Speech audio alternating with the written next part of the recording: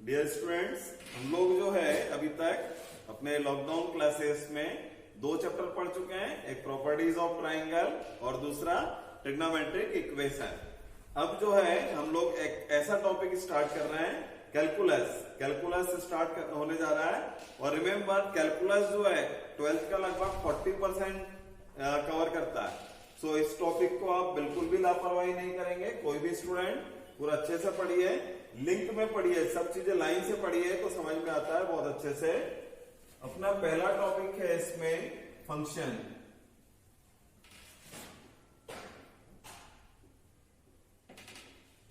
यहां से हम लोग शुरू कर रहे हैं। फंक्शन क्या होता है?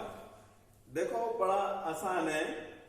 अपने घर में जो मशीन्स होती है, सभी के पास में सबने देखा हुआ है, मशीन्स जो होती है, हर मशीन कुछ ना कुछ फंक्शनिंग करती है, कुछ ना कुछ काम करती है। उस काम को फंक्शन कहा जाता है। तो ये हो गई एक मशीन। मशीन क्या करेंगी? कुछ काम करेंगी। काम क्या होता है मशीन का? मशीन का सिंपल सा काम होता है, इसमें एक इनपुट होता है, फिर मशीन कुछ फंक्शनिंग करती है, और दूसरा होता है आउटपुट। कोई भी मशीन रहे, इसमें मशीन बस इतना ही होता है। मशीन का काम यही रहता है, कुछ फंक्शनिंग करना। इसमें आप कुछ इनपुट कीजिए, मशीन फंक्शनिंग करती है, और फिर क्या होता है, उसका कुछ हमें आउटपुट मिलता है। मशीन का काम होता है फंक्शनिंग करना। यही चैप्टर हम लोग पढ़ने वाले हैं, फंक्शन। ओके, जैसे यदि हम फिल्टर मशीन ले, वाटर प्यूरिफायर, इसमें से यदि हम कोई पानी डालते हैं, नॉर्मल वाटर, तो उसके आउटपुट में क्या मिलता है? हमें प्यूरिफाइड वाटर मिलता है। मतलब मशीन ने क्या किया? उस वाटर को प्योर किया, उसकी इम्प्योरिटी को रिमूव किया। ओके, यदि हम जूसर लेते हैं, इसमें सपोज यहां पर हमने ऑरेंज इनपुट किया, तो आउटपुट क्या मिलेगा हमें? Orange juice. यदि यहां पर वाटरमेलन इनपुट करते हैं, तो इधर क्या मिलेगा? Watermelon juice. मतलब इनपुट यदि हम चेंज करते हैं, तो उसका आउटपुट भी चेंज होता है। ओके, सो मशीन का फंक्शनिंग करना किस पर डिपेंड करता है? इनपुट पर और आउटपुट पर। अब आते हैं मैथमेटिक्स में। मैथमेटिक्स में इनपुट को कहा जाता है डोमेन। इनपुट को कहते हैं डोमेन, और जो आउटपुट मिलता है, इसके लिए दो वर्ड है अपने पास में, एक कोडोमेन और दूसरा वर्ड है रेंज। इसको किस तरह से हम डिफाइन करते हैं? दोनों अलग अलग होते हैं, इनमें डिफरेंस क्या होता है अभी जस्ट हम लोग पढ़ने वाले हैं। इनपुट यानी डोमेन, और आउटपुट मतलब कोडोमेन और रेंज। दोनों के डिफरेंसेस अभी हम क्लियर करते हैं, कोडोमेन और रेंज के। देखो, पहले देखते हैं हम डोमेन।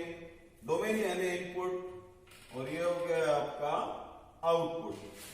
मान लीजिए इनपुट अपने पास में, इनपुट में 3 नंबर्स है, 1 2 3, ये इनपुट के नंबर्स है। और पॉसिबल आउटपुट जो है 1 2 3 4 5 6 7 8 9 10, 10 पॉसिबल आउटपुट है।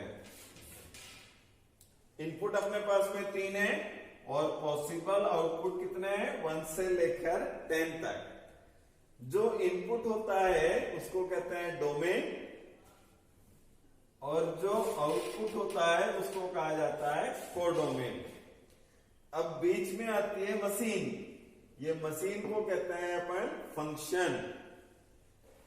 जैसा मान लीजिए एक ऐसे मशीन है मैथमेटिक्स में, जिसका काम क्या है?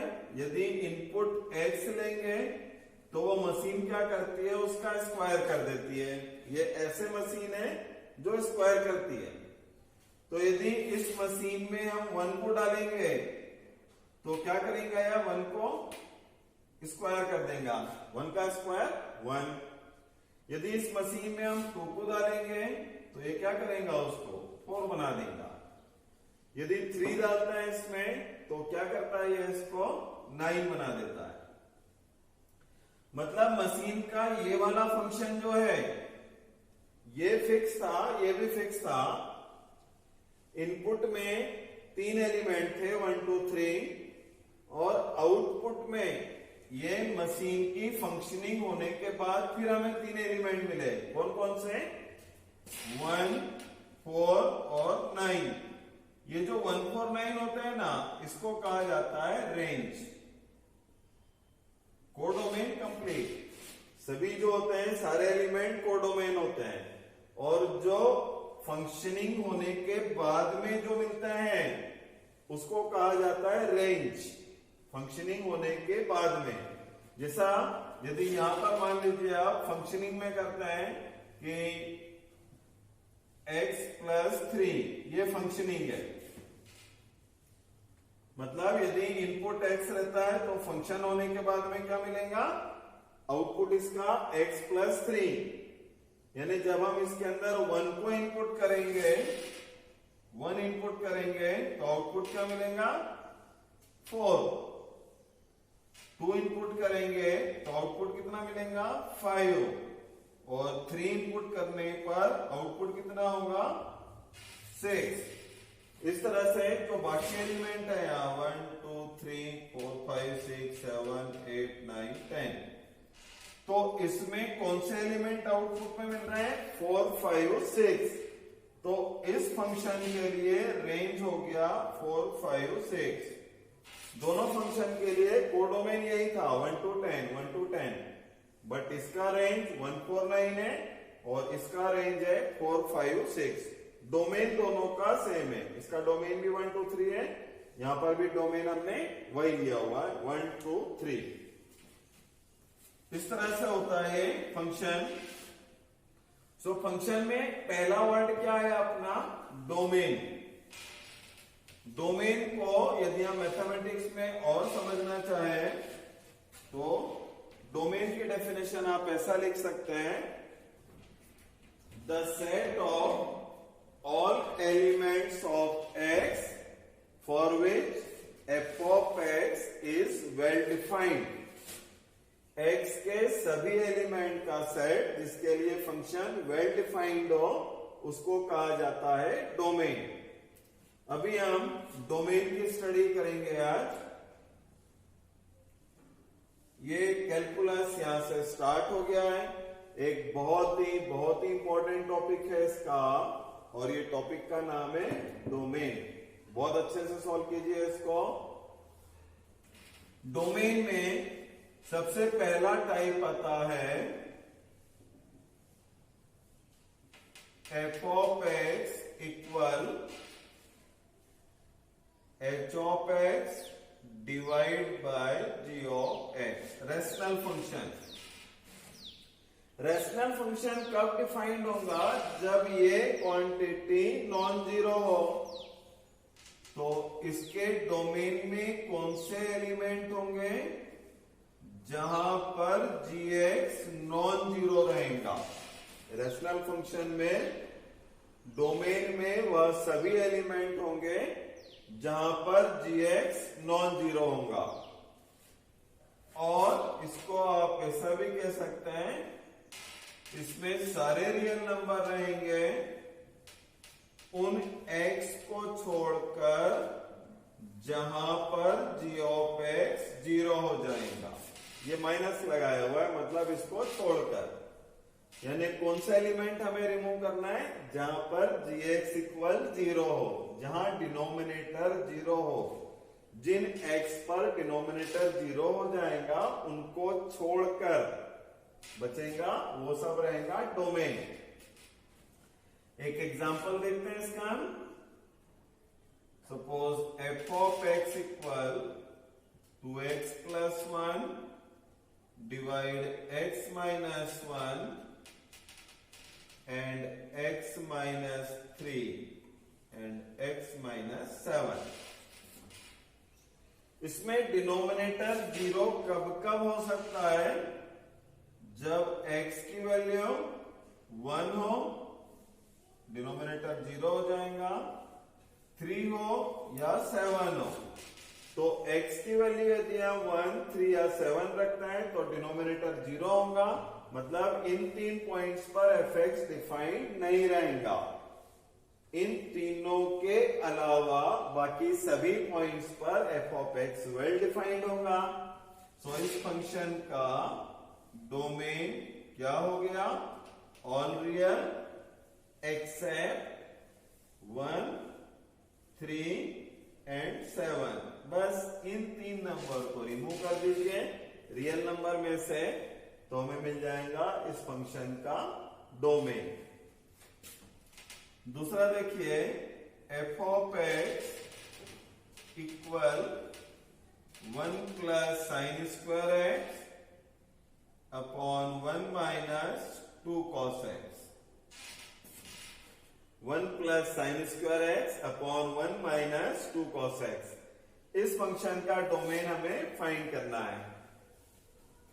हम ये देखना चाहेंगे कि यहां पर जो डिनोमिनेटर है वो किन पॉइंट्स पर 0 होता है। सो 1 minus 2 cos x equal 0, cos x equal 1/2। ये ट्रिग्नोमेट्रिक इक्वेशन में अभी हम पढ़ चुके हैं इसको। 1/2 कॉस में किसकी वैल्यू होती है? कॉस ऑफ π/3 की।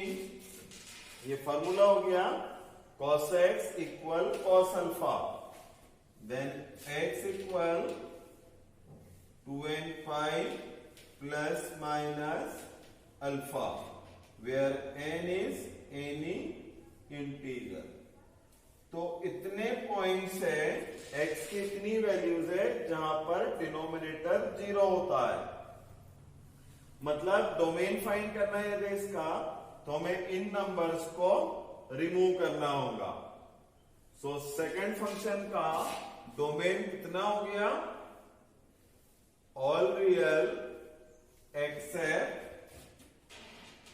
x such that x equal to n plus minus π/3, where n is any integer। ये था इसका इस टाइप का दूसरा क्वेश्चन।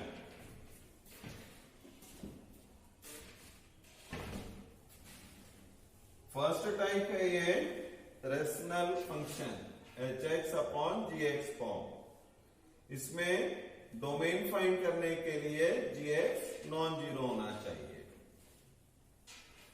सेकंड टाइप देखिए इसका, टाइप सेकंड, यदि फंक्शन स्क्वायर रूट वाले फॉर्म में हो तब root of g of x। यदि कोई फंक्शन इस फॉर्म में गिवन हो तो इसका डोमेन फाइंड करने के लिए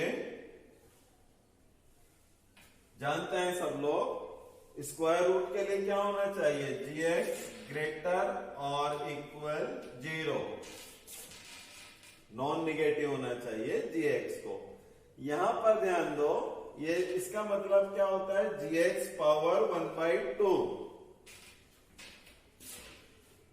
gx ध्यान दो पावर 1/2n। इन सब के लिए यही कंडीशन रहेंगी, मतलब 1 अपॉन इवन नंबर। यहां पर 2 हो सकता है, 4th रूट हो सकता है, 6th रूट हो सकता है। सभी के लिए gx ग्रेटर और इक्वल 0 होना चाहिए। ऑड नंबर के लिए नहीं बता रहे हैं अभी, हम केवल इवन नंबर के बारे में बात कर रहे हैं। सो यदि इवन रूट है यहां पर, तो उसके लिए कंडीशन रूट के अंदर वाली जो क्वांटिटी है वो नॉन नेगेटिव होना चाहिए। Example number 1, f of x equal root of 2x minus 1 into 3 minus x। f of x equal root of 2x minus 1 into 3 minus x। Domain find करना है इस फंक्शन का हमें। क्या कंडीशन रहेंगी इसकी? 2x minus 1 into 3 minus x should be greater और equal 0। x का कोफिशिएंट यहां पर निगेटिव है। यदि इसको हम पॉजिटिव बनाते हैं तो इसके लिए -1 कॉमन लेंगे, यहां -1 कॉमन ले लिया, ग्रेटर और इक्वल 0। अब इस माइनस को रिमूव करने के लिए पूरी इक्वेशन को -1 से डिवाइड कर देते हैं। माइनस से डिवाइड करते हैं तो ये लेस और इक्वल 0। इसके बाद हम एक मेथड यूज कर रहे हैं, वेवी कर्व मेथड। यदि किसी स्टूडेंट ने इस मेथड को नहीं पढ़ा है तो अपनी वेबसाइट पर जाकर आप इसका देख सकते हैं। इसमें वेवी कर्व मेथड नाम से एक लेक्चर मिलेगा आपको। एक दो दिन बाद डालेंगे उसको। Wavy curve method second lecture रहेगा, तो वहां पर जाकर इसकी स्टडी आप कर सकते हैं। जिसका पढ़ा हुआ है वो फटाफट सॉल्व कर सकता है इसको। यहां पर 2 क्रिटिकल पॉइंट है, एक 1/2 और दूसरा है 3। इधर -∞, इधर +∞। वेव बनाएंगे लेस और इक्वल 0 मतलब निगेटिव, लेस देन 0 यानी ये लाइन के ऊपर वाला पोर्शन पॉजिटिव होता है और नीचे वाला पोर्शन होता है निगेटिव। तो ये पोर्शन निगेटिव वाला कहां से कहां तक है? 1/2 से लेकर 3 तक, यानी x की वैल्यू इस बीच में रहेंगी। मतलब इस फंक्शन का डोमेन क्या हो गया? क्लोज्ड इंटरवल 1/2, 3 1/2, 3 इन क्लोज्ड इंटरवल। ये हो गया इसका डोमेन। दूसरा एग्जांपल देखिए, एग्जांपल नंबर 2। ये इसी टाइप में पढ़ रहे हैं बेटा हम लोग। Root of g of x, root of x minus 1 x plus 3 2x minus 3। 3 factor है इसके। सो डोमेन फाइंड करने के लिए x minus 1 x plus 3 2x minus 3 कैसा होना चाहिए? ग्रेटर और equal 0।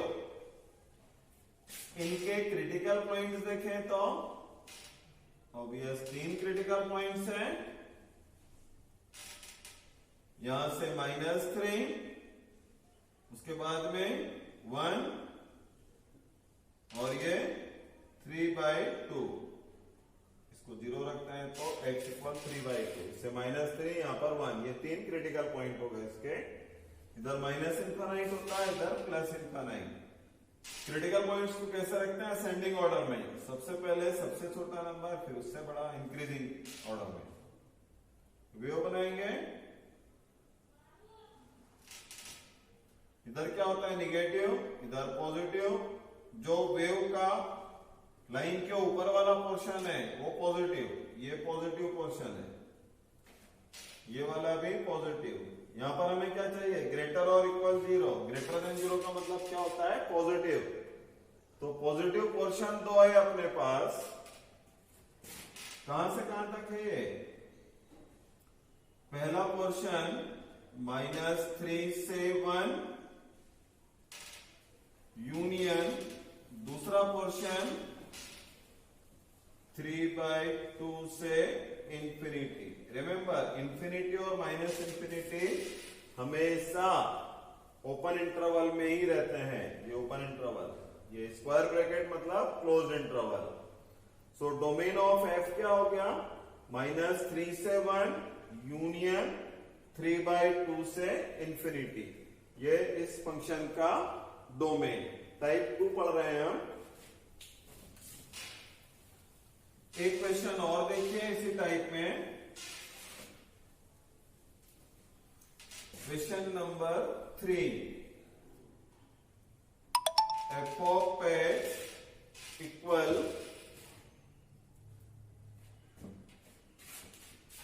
Wait a minute,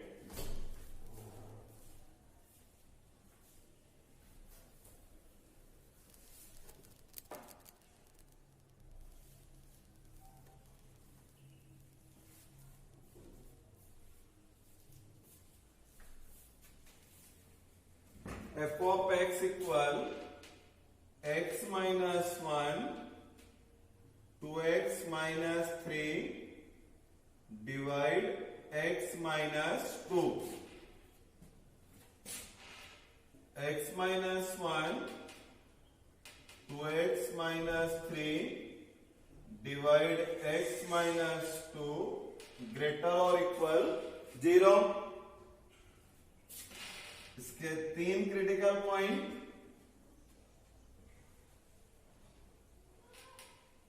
1 3/2 and 2। यहां देखिए इक्वल साइन वाला भी है, इनइक्वालिटी में इक्वल साइन भी है। इसमें न्यूमेरेटर वाले फैक्टर जो रहेंगे 1 और 3/2, ये क्लोज्ड इंटरवल में रहेगा। डिनोमिनेटर वाला फैक्टर हमेशा ओपन इंटरवल में रहता है।